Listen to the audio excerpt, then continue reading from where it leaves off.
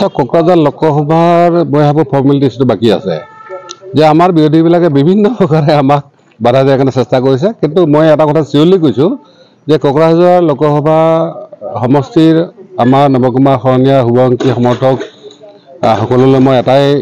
কথা ক'ব বিচাৰিছোঁ যে তেওঁলোকে কোনো চিন্তা কৰাৰ কোনো দৰকাৰ নাই তেওঁলোকে নিজৰ জেগাত আছে নিজৰ জেগাত থাকক আমাক যিমানেই ষড়যন্ত্ৰ নকৰক কেলৈ ইয়াত আমি নিৰ্বাচন খেলিব পাৰিম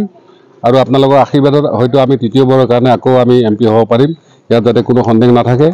আৰু বিৰোধীবিলাকে যিমানেই যি কৰে কোকৰাঝাৰ তেওঁলোকে ল'ব নোৱাৰে এইটো নিশ্চিত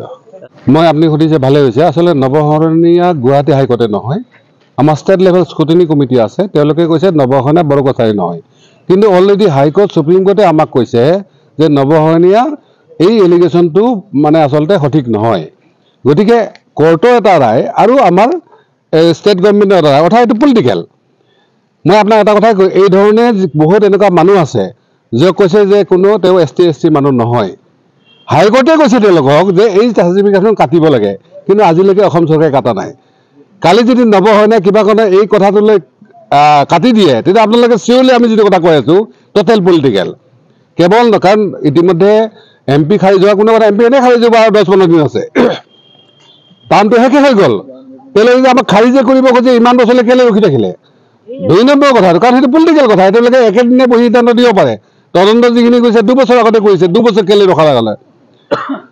দ্বিতীয়তে তেওঁলোকে যদি বাকীবিলাকৰ 1 বছৰ 1.5 বছৰ পৰ্যন্ত কথা নাই নৱশৰণীয়া কেলৈ কাটিছে সেইকাৰণে কৈছে যে তেওঁলোকে আমাৰ CM ডাঙৰীয়াই কৈছে যে 14টা সমষ্টি তেওঁলোকে 12.5টাত জিকি আছে অৰ্থাৎ কোকৰাঝাৰত তেওঁলোকে জিকিব পৰা নাই সেইকাৰণে কোকৰাঝাৰত তেওঁলোকে দেখিছে যে নৱশৰণীয়াক যদি ইলেকশ্যনৰ পৰাই হাতাই দিয়া যায় তেতিয়াহ'লে আকৌ ইয়াত হিন্দু মুছলিম কৈ তেওঁলোকে ইলেকশ্যনটো জিকি যাব মই সেইকাৰণে কৈছোঁ যে অসমৰ CM হওক আমাৰ BDC চিফ হওক আৰু যোনে যিয়ে নহওক নৱশৰণীয়াৰ বিৰুদ্ধে যিমানেই ষড়যন্ত্ৰ কৰক আমি ইলেকশ্যন খেলিম আৰু ইলেকশ্যন জিকিম ইয়াত যাতে কোনোৱে সন্দেহ নকৰে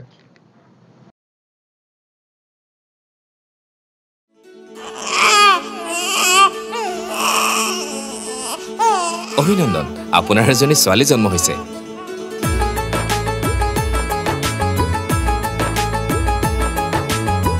লাহি পাহিয়ে